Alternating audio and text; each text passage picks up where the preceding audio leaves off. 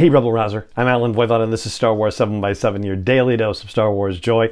And thank you so much for joining me for it. So the story ending protocol centers on a stormtrooper, and this is another one of the stories that takes place in the Return of the Jedi from a certain point of view short story collection, where a stormtrooper is suddenly having sort of second thoughts about what it is that they have been doing in the Empire. At least I think, if I can keep track of all the stories, but this seems to be coming up on a regular basis, that certain stormtroopers are deciding for themselves whether they are actually on the side of the light, on the side of actually doing good in the galaxy as a result of what's been happening over the course of not just Return of the Jedi, but the last few years, basically. In this particular case, the stormtrooper in question is on Endor along with her entire unit because of a bit of a screw-up. They were looking for word of Luke Skywalker on Nar Shaddaa, and also Han and Princess Leia, I guess, for that matter.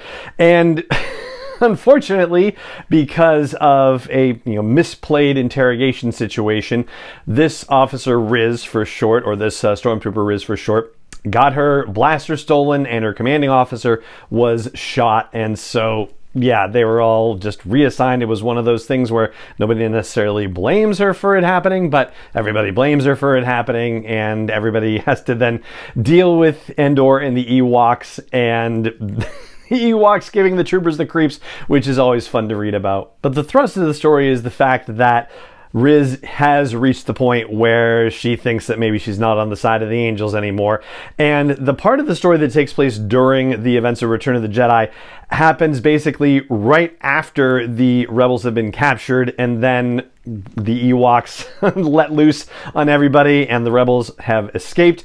But these two stormtroopers, Gur, G-I-R, and Riz, R-Z as their nicknames for, their full trooper identity handles, whatever. Anyway, they are on patrol, and then they hear all heck breaking loose, and they beat feet back to the bunker, and they witness Han and Leia trying to hotwire the doors to the bunker. And we find out that Gur is the one who shoots Princess Leia in the arm in Return of the Jedi, but it's only in the arm because Riz has a moment of just, something basically, and kicks Gur in the leg, and it throws off Gur's shot. So it hits Leia in the shoulder instead of hitting her as a kill shot, basically. But Gur doesn't seem to notice. And there's some conversation about Riz and having some sort of intuition at times about things. And the Force is not used as part of this, but it sure seems like that's the implication that we're given, that she occasionally gets